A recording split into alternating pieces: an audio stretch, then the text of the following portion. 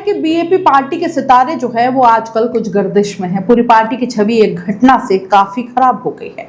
जितनी जल्दी इस नाम ने ऊंचाइयां छुई, उतनी ही स्पीड से अब इस पर सवाल मढ़े जा रहे हैं। एक विधायक जयकृष्ण पटेल का रिश्वत कांड क्या सामने आया, पूरा का पूरा नेतृत्व निरुत्तर हो गया। आदिवासियों के हक की आवाज उठाने वाली बाप पार्टी अपने ही विधायक के लिए क्या बोले क्या करें ये तय नहीं कर पा रही है। इधर उदयपुर सांसद मल्लालाल रावत जमकर बीएपी और बांसवाड़ा सांसद राजकुमार रोत की जमकर चुटकी ले रहे हैं। उन्हें भी मौका मिल गया और रोत अब दोष भी किसको दें।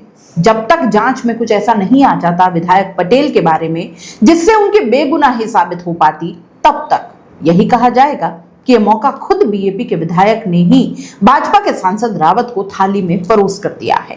2 दिन पहले सांसद रावत ने प्रेस वार्ता आयोजित कर रोत और बीएपी पर कई तरह के सवाल उठाए, कई तरह के आरोप मढ़े। ये तक कहा कि रोत ने ही पत्थरबाज पैदा की है। सुनिए क्या कहा था सांसद रावत ने।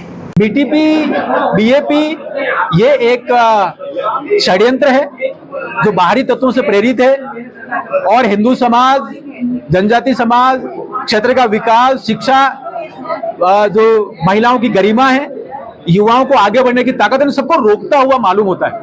आप देखेंगे पत्थरबाज बना रहे हैं वो आदिवासी हिंदू नहीं ऐसा नैरेटिव फैला रहे हैं।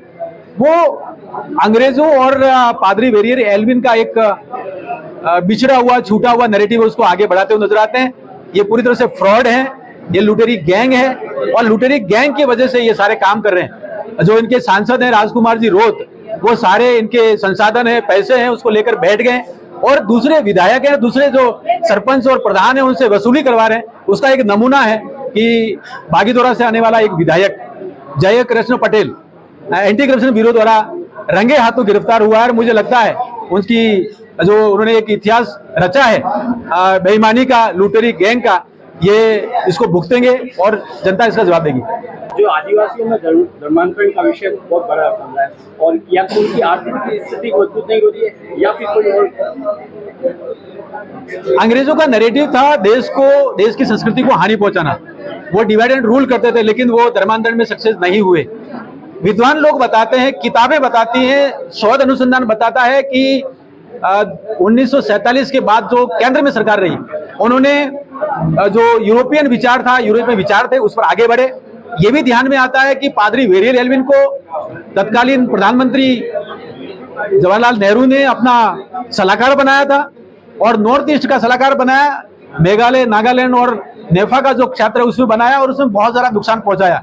संस्कृति को हानि पहुंचाने का ये जो काम है, मुझे लगता है पूरी तरह से अराष्ट्रीय है, भारत के लोकतंत्र के लिए सही नहीं है।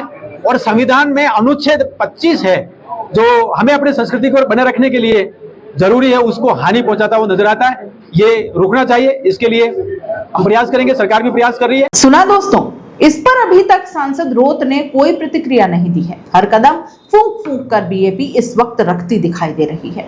व्यर्थ के वाद विवाद में पड़ने से खुद को भरसक बचाती हुई पार्टी और उसके लोकप्रिय सांसद इस समय दिखाई दे रहे हैं। साथ ही साथ एक अलग हटकर स्थिति जो नजर आई वो ये कि रोत ने अंडमान का रुख कर लिया है। जी हाँ दोस्तों, ऐसा लगता है कि भारत आदिवासी पार्टी अब अंडमान निकोबार में भी आदिवासियों के जो मुद्दे उठाने की तैयारी कर रही है।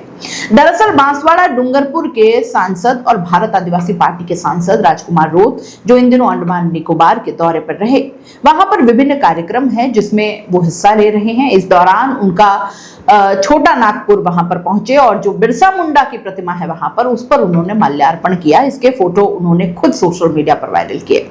उसके बाद में जो वहां के जो स्थानीय आदिवासी समाज के लोग हैं उनसे भी उन्होंने मुलाकात की। मुलाकात के बाद उन्होंने अपनी एक्स पोस्ट पर लिखा कि जो छोटा नागपुर है वहां के आदिवासी जो लोग हैं जिन्हें उनके पूर्वज थे उस समय उनको लाकर अंडमान निकोबार द्वीप पर वहां पर बसा दिया और अब वहां पर करीब 1.5 लाख से ज्यादा ऐसे आदिवासी समाज के लोग हैं जिसमें भील, गोंडा सहित कई ऐसे जो समाज है वो आते हैं, वहां पर अभी मौजूद हैं। लेकिन खास बात इस पूरे मामले में यह है कि जो आदिवासी समाज है वहां पर उन्हें अभी भी एसटी वर्ग में नहीं माना जाता, जबकि जनरल और सामान्य में ही माना जाता है। इस मुद्दे को अब भारत आदिवासी पार्टी उठाएगी, सरकार तक पहुंचाएगी। बता दें कि भारत आदिवासी पार्टी के सांसद राजकुमार रोत ने कहा है कि जिस तरह से वहां पर जो लोग हैं, करीब 1.5 लाख से ज्यादा लोग हैं जिन्हें एसटी वर्ग में अभी नहीं गिना जाता, और इस तरह के मुद्दे को भारत आदिवासी पार्टी अब उठाने की सोच रही है और आगे सरकार तक पहुंचाने की पूरी बात कर रही है, पूरा कोशिश करेगी। ये इन लोगों को अपने हक दिलाने की जो मेहनत है, जो प्रयास है, वो उन लोगों के लिए अब राजकुमार रोत और बीएपी द्वारा किए जाएंगे। तो ऐसे में ये माना जा रहा है कि मेवाड़ बागड़ के बाद अब रोत का अगला जमावड़ा जो लगने वाला है वो अंडमान के आदिवासियों के बीच होगा, जहां उनका हक दिलाने की वो भरपूर कोशिश करते दिखाई देंगे।